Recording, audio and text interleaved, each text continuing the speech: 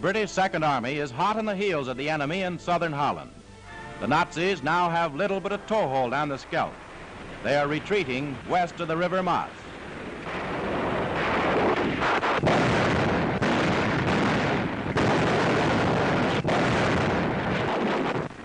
Mine-sweeping tanks clear the way for the Allied assault on Hertogenbosch.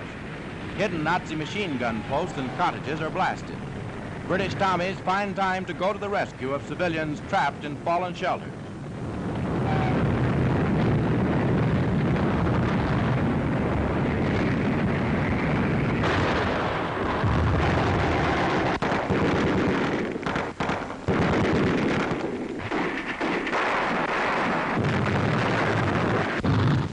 Crocodile flamethrowers pour fire on the enemy.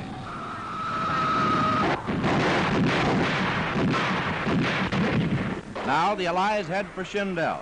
In bitter town-to-town fighting, British and American forces are steadily grinding the enemy back on the drive to free Holland.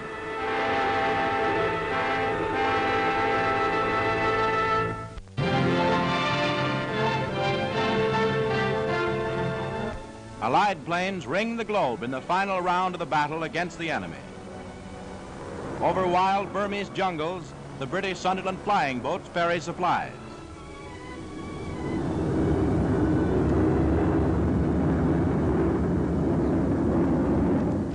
Chindits, more than 500 miles behind Japanese lines, depend on these transport planes.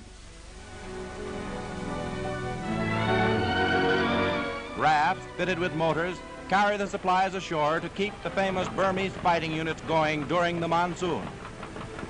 Now the rafts bring back wounded fighters for an air trip to base hospital. These planes are saving countless lives in the worst of the world's battle areas.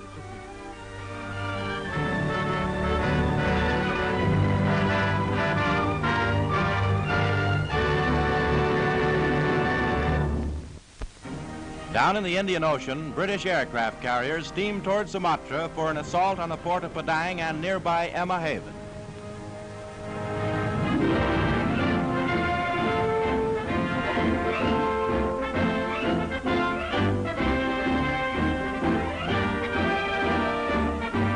Loading 500-pound bombs, the planes are readied for an assault on a big cement plant in Padang and Japanese ships at Emma Haven.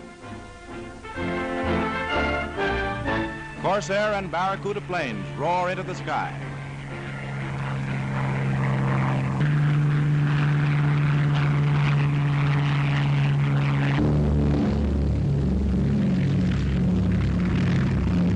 Navigators plot the carrier's course to meet the returning plane.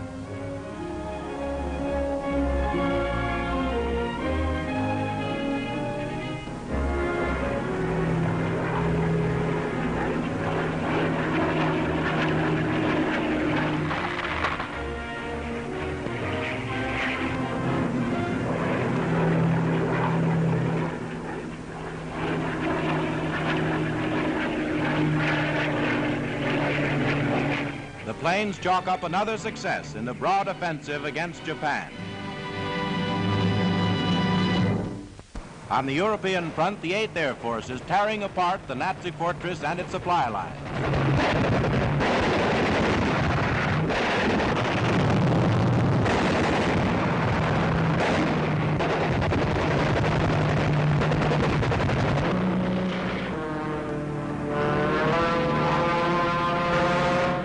Assaults like this are whittling down the Luftwaffe.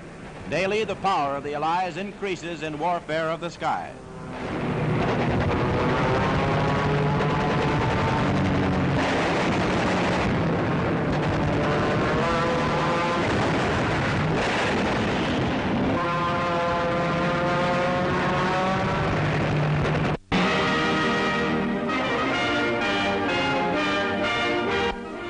Freedom comes back to Greece.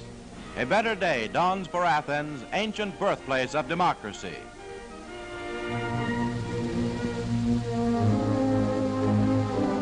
Three years ago, the British promised the people of Greece they would return.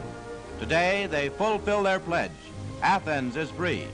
The hold of the enemy on the Balkans is crumbling. While the Allies push north from the Mediterranean, the enemy is threatened in the rear by the Russians.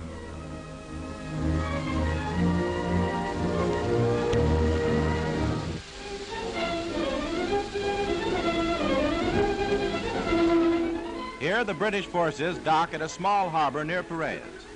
A few hours earlier, Greek partisans stormed the capital in a surprise attack.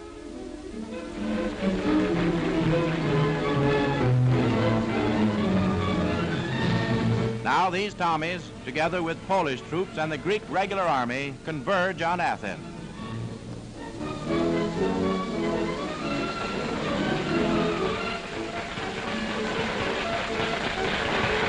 The Greeks hail the men of the United Nations.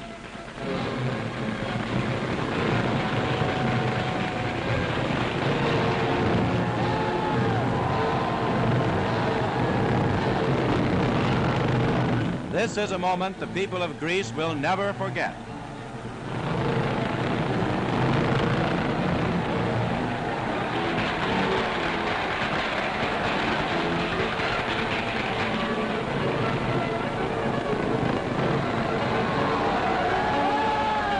Crowds gather round the Allied soldiers and hail the forces of liberation.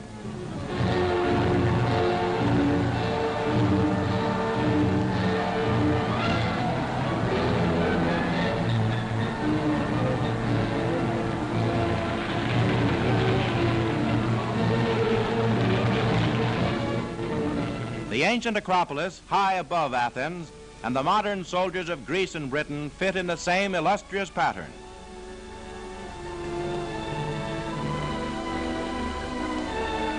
Looking at the Parthenon, built in 447 BC, the uniformed tourists of today symbolize centuries of man's struggle for freedom. Now Piraeus welcomes the Greek Prime Minister, George Papandreou. The Guard of Honor includes Allied soldiers and native guerrilla fighters. For 3 years, back in the mountains, the guerrillas have stabbed at the enemy. These men and the Prime Minister have fought in the same cause alongside the Allies.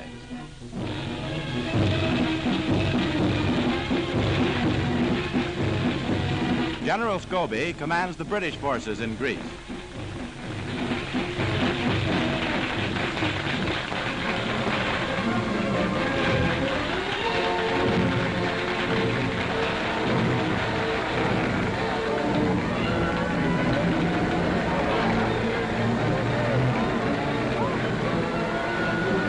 Everywhere, the people hail Papandreou in victory.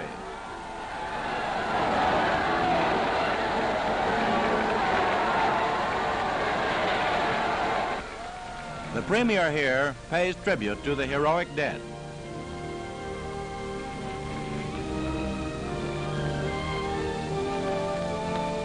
This is the Greek memorial to the unknown soldier of the last war. The soldiers of today carry on the same struggle for freedom as their fathers.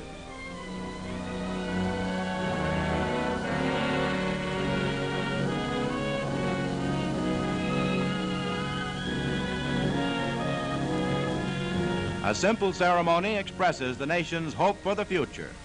4 girls in native costume carry their national flag to the Parthenon, and the Prime Minister follows on foot over a route dedicated for 2,000 years to liberty.